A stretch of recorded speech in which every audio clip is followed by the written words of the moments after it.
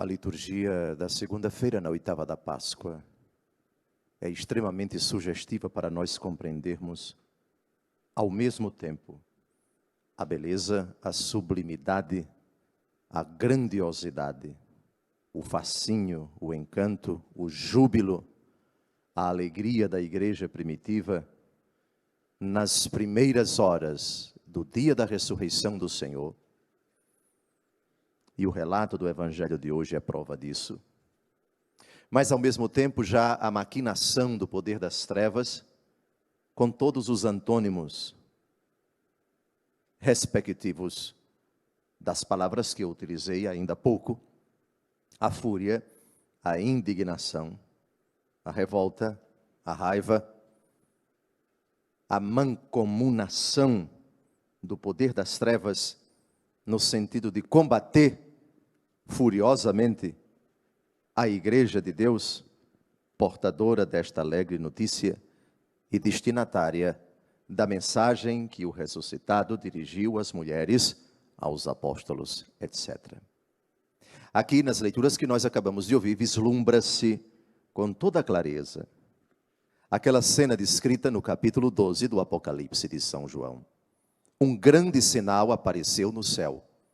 Uma mulher vestida de sol, coroada de estrelas, tendo a lua debaixo dos seus pés, estava grávida, prestes a dar à luz. Mas um outro sinal aparece no céu, um grande dragão vermelho, que se colocou diante da mulher para devorar a criança tão logo ela nascesse. Mas essa cena do capítulo 12 do Apocalipse de São João ilustra a profecia do Senhor Deus no monólogo com a serpente no capítulo 3 do livro do Gênesis. Porém, inimizade entre ti e a mulher, entre a tua descendência e a dela. Ela esmagará a tua cabeça, enquanto tu lhe ferirás o calcanhar. Vocês perceberam no evangelho de hoje que Jesus dá uma ordem e o diabo dá uma outra muito parecida? Que Jesus tranquiliza a igreja, mas o diabo também tranquiliza aqueles que estão a serviço dele. É impressionante. Acompanhem com atenção o evangelho que acabamos de ouvir. Alegrai-vos, disse Jesus às mulheres que haviam partido depressa do sepulcro. Elas estavam com medo. De repente, Jesus vai ao encontro delas e diz: alegrai-vos. As mulheres se aproximaram, prostraram-se diante de Jesus, abraçando seus pés. Então Jesus disse a elas: não tenhais medo. Muito bem. Então agora vamos ver o outro lado da moeda. Vamos ver qual é a reação do poder das trevas. Quando as mulheres partiram, alguns guardas do túmulo foram à cidade e comunicaram aos sumos sacerdotes tudo o que havia acontecido.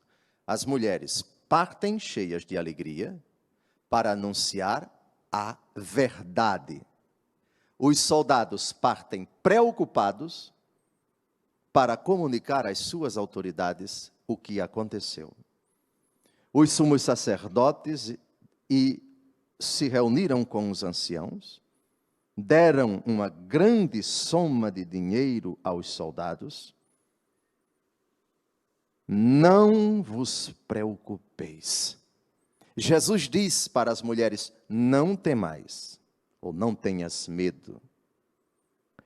E as autoridades dizem para os soldados: não vos preocupeis. Dizei que os discípulos dele foram durante a noite, roubaram o corpo, enquanto vós dormíeis. Se o governador ficar sabendo disso, nós o convenceremos. Vocês se lembram de alguma frase de Jesus, onde ele utiliza o verbo convencer? Quem souber, levante a mão para ganhar uma passagem a pé para Maceió, daqui a pouco, a minha terra. É exatamente no capítulo 15 e no capítulo 16 do Evangelho de São João, onde Jesus diz: importa que eu vá, porque se eu não for, o Paráclito não será enviado. E quando ele for enviado, ele convencerá o mundo acerca do pecado, acerca da justiça, acerca do juízo. Acerca do pecado, que consiste em não crer em mim. Acerca da justiça, porque eu vou para o Pai. E acerca do juízo, porque o príncipe deste mundo já está condenado. Lembram disso? Olha o verbo que Jesus utiliza: convencer. O Espírito Santo convence o mundo. O diabo tenta convencer os idiotas, os trouxas, os patetas. Reparem, o governador vai ser fruto de uma trama, vai cair no engodo, no laço de Satanás, vai se deixar levar pelos seus asseclas, pelos seus súditos, e vai ser, aspas, convencido. Repito, se o governador ficar sabendo disso, nós o convenceremos. Não vos preocupeis. Ou seja, se a notícia que está sendo espalhada pelos cristãos, nós não podemos impedir, mas vamos tentar desvirtuá-la. Vamos espalhar toda sorte de mentiras. Não vos preocupeis. Segunda-feira, na 8ª da Páscoa, é o dia de o demônio tentar tranquilizar aqueles que são seus. O engodo, o embuste, a mentira. O adversário continua a agir e Jesus já sabe disso. O diabo diz, não vos preocupeis. Jesus diz, não tenhais medo. Que maravilha. Os soldados pegaram o dinheiro, agiram de acordo com as instruções recebidas, e assim o boato espalhou-se entre os judeus até ao dia de hoje. Então, Jesus, simplesmente com a verdade, ele é a verdade, a objetividade dos fatos, o ressuscitado apareceu às mulheres, tranquiliza, atenção, a tranquilidade que brota do ressuscitado, mas existe uma tranquilidade do inferno. Não vos preocupeis, está aqui o dinheiro. Grande quantidade de dinheiro. Deram-lhe uma grande soma de dinheiro aos soldados, para afagar a sua consciência, para estimulá-los na prática da mentira. João 8,44, quando o demônio mente, fala do que lhe é próprio, porque é mentiroso e pai da mentira. Em 2000 anos de cristianismo, a igreja precisou conviver com toda sorte de mentiras. Os primeiros séculos da igreja estão cheios de heresias, de deturpações, de falácias, de embustes, de deturpações grotescas, horrorosas, muitas delas sutis. O que é a heresia? É a tentativa de interpretar, de subverter, de deturpar, de mascarar, de descaracterizar a obra de Deus, o anúncio do Evangelho. Não por acaso, o Senhor Deus no profeta é chamado de Santo, Santo, Santo. Aquilo que rezaremos na missa daqui a pouco, aquilo que celebramos, que professamos em todas as missas, Santo, Santo, Santo. 7, que é o número da perfeição, é o símbolo da santidade. 7 sacramentos, 7 dons do Espírito Santo, 7 dias da semana, 7 taças, 7 livros, 7 selos, 7 igrejas do Apocalipse. Para a igreja, o número 7 é extremamente sugestivo. Adivinhem onde o diabo chega? Ele não chega no 7, porque o 7 é perfeição, ele chega no 6.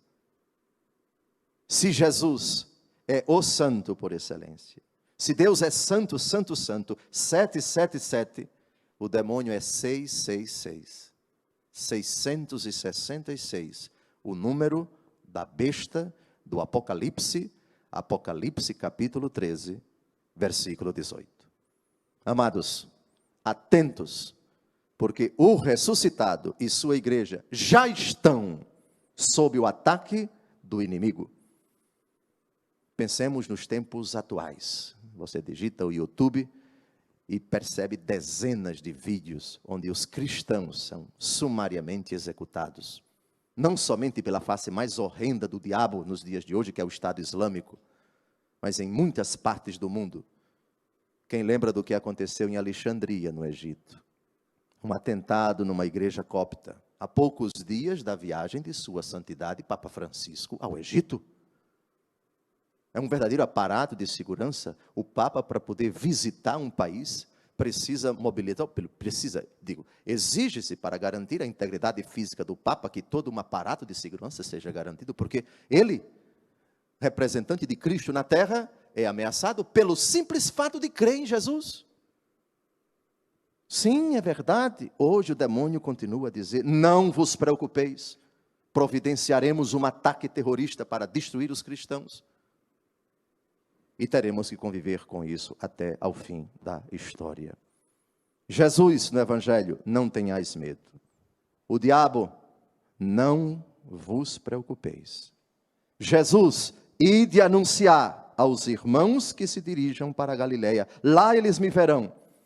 Enquanto que o diabo diz aos soldados que pegaram o dinheiro: dizei que os discípulos dele foram durante a noite e roubaram o corpo. Deturpem, inventem, anarquizem, façam filmes para deturpar, para ridicularizar a igreja, digam que tudo foi um embuste, diga que a história não foi essa que se encontra nos evangelhos, diga que a igreja é uma embusteira.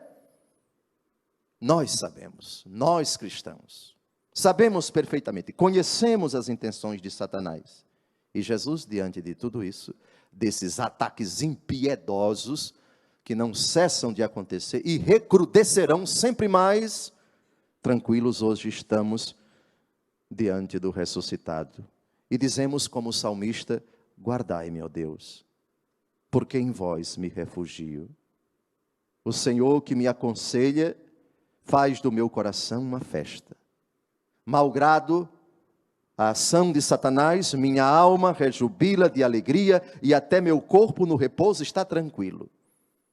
O diabo tenta tranquilizar os seus. Não vai faltar dinheiro para comprar bombas, para comprar armamento, para perseguir os cristãos, para dizimá-los da face da terra. É uma face horrenda, terrível de Satanás, quaisquer que sejam as suas manifestações até institucionais, de regimes, de governos, que massacram a igreja, que eliminam os cristãos, que perseguem impiedosamente os discípulos de Jesus. Nós sabemos de tudo isso, mas minha alma rejubila de alegria e até meu corpo no repouso está tranquilo. Como São Pedro, na primeira leitura de hoje, no dia de Pentecostes, cheio do Espírito Santo, anuncia a boa notícia: homens de Israel, escutai estas palavras. Ele sabe que está se arriscando, vai ser preso, o anjo vai libertá-lo, vai sair da prisão, enfim. Mas o relato dos Atos dos Apóstolos é o drama de uma igreja que tem que enfrentar as manifestações terríveis do poder das trevas. Também São Pedro, no seu discurso de hoje, diz: alegrou-se por isso o meu coração, exultou minha língua, e até minha carne repousará na esperança. Ele está citando aqui o salmo que nós acabamos de ouvir. É a ressurreição de Cristo, que previu e anunciou com as palavras: ele não foi abandonado na região dos mortos, e sua carne não conheceu a corrupção. Deus ressuscitou este mesmo Jesus, e disso nós somos testemunhas. Esta é a história da igreja após a ressurreição. Ela não encontrará tranquilidade do mundo. O mundo está tranquilo, não vos preocupeis, dizem as autoridades aos soldados, porque aqui nós temos dinheiro, nós temos um aparato, nós temos uma estrutura para perseguir os discípulos daquele que morreu e que nós acreditamos não ressuscitou, portanto é um embuste. Os cristãos, na verdade, são os mentirosos e nós os combateremos com as armas de que nós dispomos. Olhamos para tudo isso e vislumbrando as tremendas dificuldades que a igreja experimenta também do ponto de vista institucional, tantos projetos de lei, tantas iniciativas para cercear o direito sagrado de os cristãos professarem a sua fé nos diversos países, nas diversas regiões do mundo. Jesus nos tranquiliza: não temais, permanecei tranquilo o vosso coração. O Salmo 36 diz: entrega o teu caminho a Deus, confia nele e ele agirá. E os desejos do teu coração ele atenderá. Sabemos que temos diante de nós, no presente e no futuro, o grande dragão, colocado diante da mulher para devorar a criança tão logo ela nasça. Todavia, a tranquilidade, a certeza, o júbilo, a alegria que brota do coração da igreja, animada pelo Espírito Santo, com a presença do ressuscitado, nos impele, nos urge a continuar a professar a fé e a cumprir o mandato do Senhor. Ide e anunciai. Louvado seja nosso Senhor Jesus Cristo. Para sempre seja louvado.